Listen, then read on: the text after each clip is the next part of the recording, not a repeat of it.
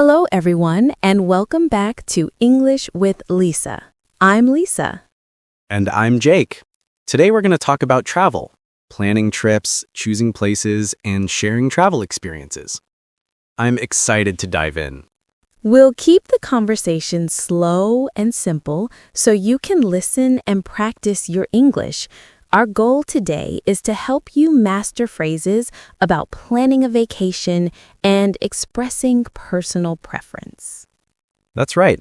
Listen closely for words like destination, schedule, and comfortable. Let's get started. So, Jake, have you thought about traveling anywhere this year? Yes, actually. I've been thinking about visiting Canada. I've heard the nature is beautiful. Forests, lakes, mountains, everything. Canada sounds wonderful. Which city are you planning to visit? I'm not sure yet. Maybe Vancouver? Because people say the weather is nice and the city is close to the ocean. Oh, Vancouver. I've seen pictures. It looks calm and peaceful. Calm and peaceful. That means quiet and relaxed. Are you going alone? Yes, I think so. I want to give solo traveling a try, at least once.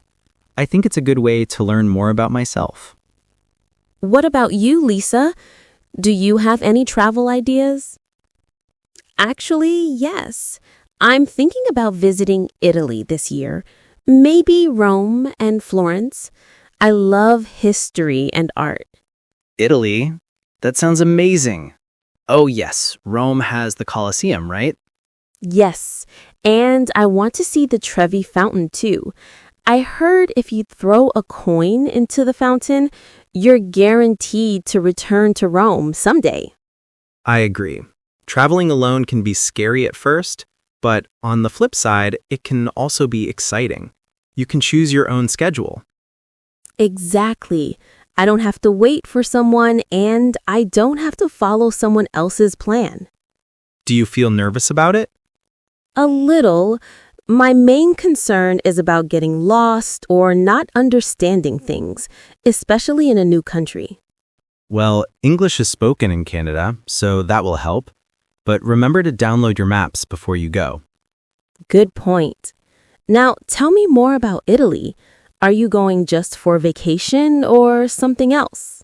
Mostly vacation, but I also want to take a short Italian cooking class. That sounds like a lot of fun. What do you want to learn to cook? Homemade pasta. I love pasta, and I'm convinced making it by hand would be a great experience. Traveling to Italy must be expensive, though. Yes, that's absolutely true. Flights can be expensive, especially in summer, but I'm trying to look out for good deals online. That's smart. I usually use price comparison websites to check flights. Me too. And sometimes I try different travel dates. That can make a big difference to the price. Right. Okay, let me ask you. When you travel, do you prefer a comfortable trip or an adventurous one? That's a good question. I'm more comfortable than adventurous. For instance, I like quiet trips, maybe going to cafes, reading a book, or visiting museums. I like a mix. I want to be comfortable when I sleep, but during the day, I like exploring. It's all about balance. That sounds balanced. Travel is different for everyone. What was your favorite trip so far? Probably when I visited Thailand 2 years ago. The food was out of this world. Spicy, sweet, sour, everything. And the beaches were beautiful. I've seen pictures of Thai beaches. Clear blue water and white sand. How long did you stay? 10 days. It wasn't nearly enough. I honestly wanted more time. What was the most difficult thing about that trip? Probably the heat. I wasn't used to it. Also, sometimes I had a hard time understanding the signs. Yes, that can be stressful. What about you? Do you have any challenging travel stories? When I went to France, I had a small problem at the train station. I bought the wrong ticket. Ah, that's rough. What happened? I didn't understand the machine, so I clicked the wrong button, but a nice lady helped me fix it. See? That kindness saves the day. That's a great example of dealing with the challenge. If you could travel anywhere in the world, where would you go? Maybe New Zealand. I want to be able to see the scenery there. And I think Iceland. I want to see the northern lights. Fingers crossed I make it there someday. We both have beautiful nature destinations on our dream lists. Do you worry about safety when traveling? Sometimes I try to keep an eye on my surroundings. Now that we've covered the basics, let's talk about the why of travel. Why do we travel? That's a deep question, Jake. I think many people travel to escape their routine. It's about seeing something completely new. I agree. For me, it's about the challenge. When I visited Thailand, learning to navigate the local markets was difficult, recalling a specific memory. It really tested my patience. But those challenges are often the best parts later. They become your favorite stories. They help you grow, right? Absolutely. Speaking of growing, you mentioned that Italian cooking class. Are you a good cook already? I'm okay. I can manage simple meals, but I want to learn authentic Italian techniques. I want to bring a new skill home. That's a smart way to think about a vacation. Getting more than just pictures, you get a lasting skill. Yes, exactly. I want to feel immersed in the culture, not just observe it. Immersed means being fully involved. That makes sense.